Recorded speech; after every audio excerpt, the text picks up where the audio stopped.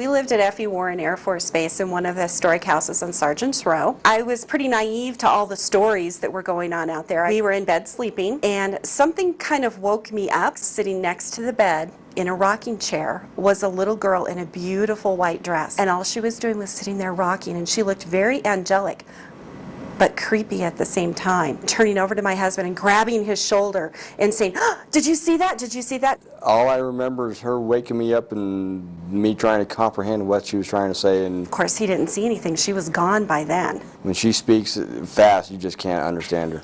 What are we afraid of? I know my father's deathly afraid of spiders. They don't bother me at all. I don't like snakes. And I'm deathly afraid of the dark. You know, I'd hear noises, and I'm sure it was just our house creaking and settling. The funny thing is people like to be afraid. But I like the scary movies. Scaring people is a multi-million-dollar industry. But it's funny to see a grown man run. From roller coasters to haunted houses to horror movies. We have fears we enjoy. Like watching the X-Files too. Listen to Dean Koontz or Stephen King when you're driving at night. And some we don't. I cannot do scary movies now. I am the biggest chicken liver in the world. We heard that the Twin Towers had been attacked. That was a pretty scary time.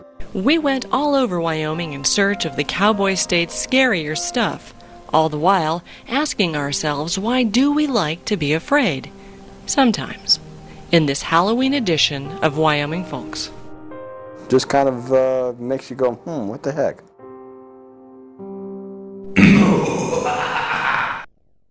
We do have a few rules before we enter the prison.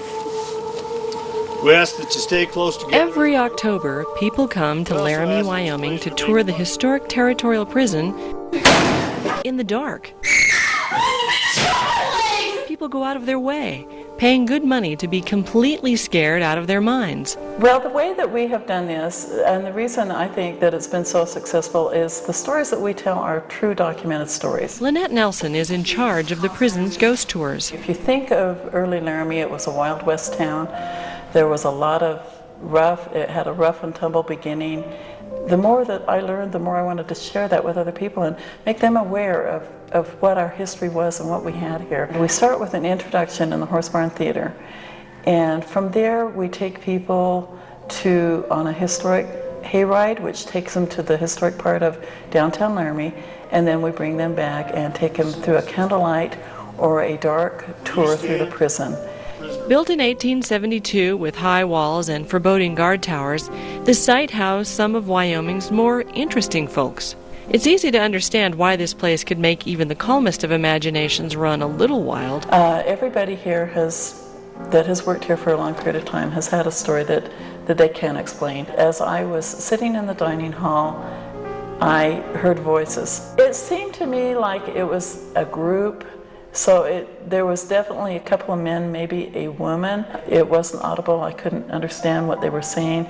It seemed kind of mumbled. I looked everywhere through the prison, didn't see anybody in here. Why would you want to haunt a prison? It's such a sad place. Why wouldn't you want to haunt, your childhood home where your mother served you ice cream?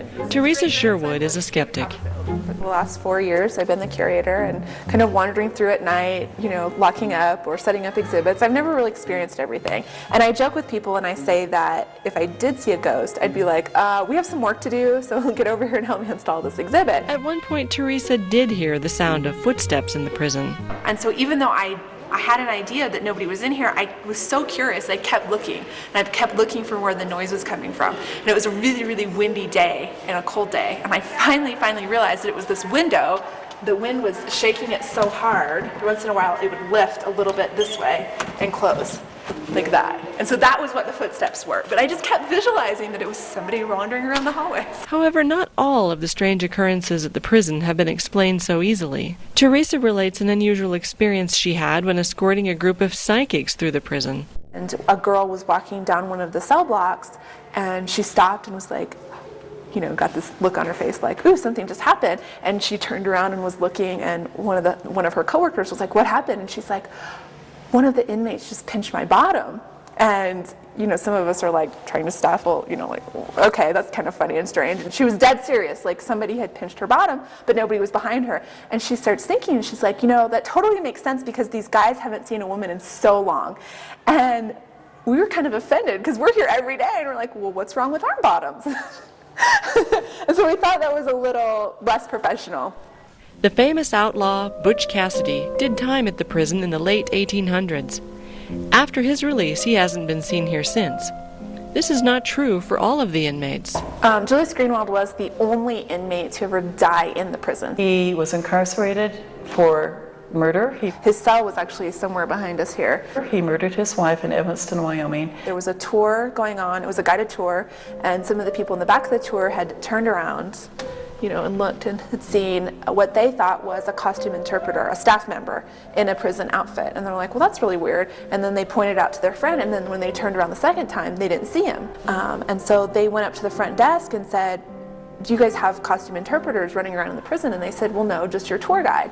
And they're like, well, we saw somebody in a prison uniform. We thought that was really unique and interesting. And they sat down and they looked through the mugshots of all our inmates, and they said, well, this is the guy we saw. And they identified Julius. Well, I have been in some buildings where people say, oh, it's haunted, and you'd go in there and you're by yourself, the hairs on the back of your neck start standing up. But I think that's all psychological. And all you want to do is, just in case, is get your work and get the heck out of there. Richard Collier has been shooting photos for the state of Wyoming since 1983. I was photographing at the prison because they're getting ready to restore it, do restoration work. So I set my camera up. It was almost total darkness. I took 5 shots because I wasn't sure of my focus, and I would refocus after each shot.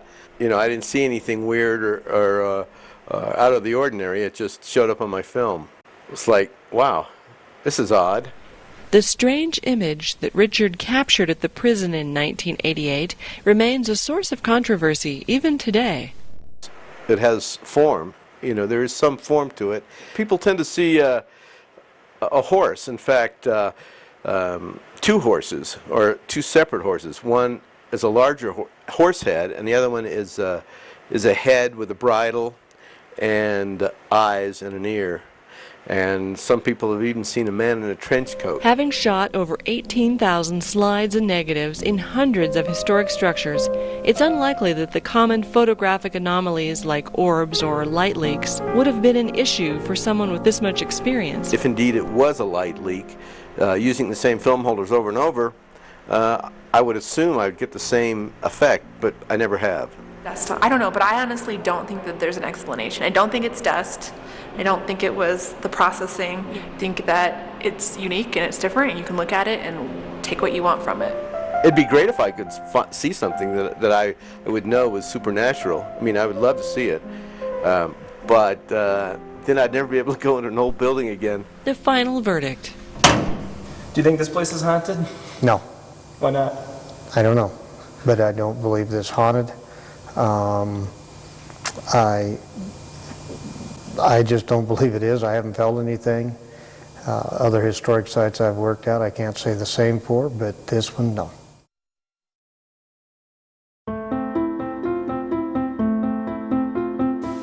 What Halloween show would be complete without a trip to one of Wyoming's many ghost towns? South Pass City never really was a ghost town. A real western rough and tumble town where miners and Billy the Kid No, Billy the Kid was never here. used to whoop it up. About 50 miles from Lander, Wyoming, high in the mountains near the Oregon Trail, lies the town of South Pass City. Here, countless people going west stopped for supplies. When gold was discovered, the town grew overnight. Living accommodations for miners at that time, it was rough. It was usually a wall tent with maybe a stone foundation.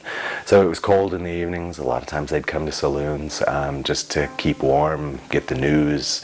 It's a lonely place. South Pass City was a town that really had to struggle to keep alive. It never really was a ghost town, but the people that stuck around here had to work really hard. And I think you can see that in the buildings. You see how hard the landscape is on the buildings and that sort of thing, and it has a lonely feel to it. Well, there's quite a few kind of folklore or legends associated with South Pass City. One of the most pervasive is the one about Polly Bartlett. The rumor is, or the story, I guess is a better way of putting it, is that Polly Bartlett lived with her family just south of South Pass City on Slaughterhouse Gulch. They ran a boarding house, supposedly, and would take in miners and kill them in their sleep. They would then turn around and take their equipment and that sort of thing and sell it. Although this story isn't likely to be true, perhaps it's based on a real-life family of murderers called the Benders. The Benders operated an inn in Kansas after the Civil War. The Bloody Benders, as they came to be known, would kill wealthy travelers for their money and then bury their corpses on the property. Could this true tale have come west to South Pass City and been retold as the story of Polly Bartlett? Now, the tricky thing about it is if you look at a lot of the mining stories from mining camps throughout the West, that story is there over and over and over again, whether it's Silverton, whether it's Bodie, all of those things. That story appears over and over again. So it kind of makes me wonder if it's what we'd call an urban legend nowadays. Another element of that story is we've got census material and that sort of thing. The Bartlett family doesn't show up. It's a great story, though. What people most normally talk about is the hotel. A local psychic in Lander has come up to the South Pass quite a bit and talks about the hotel and restaurant being a very busy place. If you feel that people leave something behind, the hotel would make sense because there were a lot of people that came through. It has the most kind of character to it. It, of course, has the restaurant, but then the hotel rooms themselves were there, and they're not very friendly rooms. The beds were not very comfortable. They were very small. They were unheated. So I think a lot of times people's imaginations will fill in the blank. The psychic that came up from Lander, she turned around and she talked about coming into the restaurant and feeling the overwhelming sensation that an older woman was trying to feed her and was really interested in making sure that she was well taken care of. So we like to think up here that that might have been Janet Sherlock. After 5 p.m., most people are happy to leave work far behind. However, for Joe, the isolation and loneliness of South Pass City are a way of life. We ride with him on his evening commute where he lives on site. My house is called the Williams House. It was originally built in about 1890. It's passed through a lot of people's hands, but then the state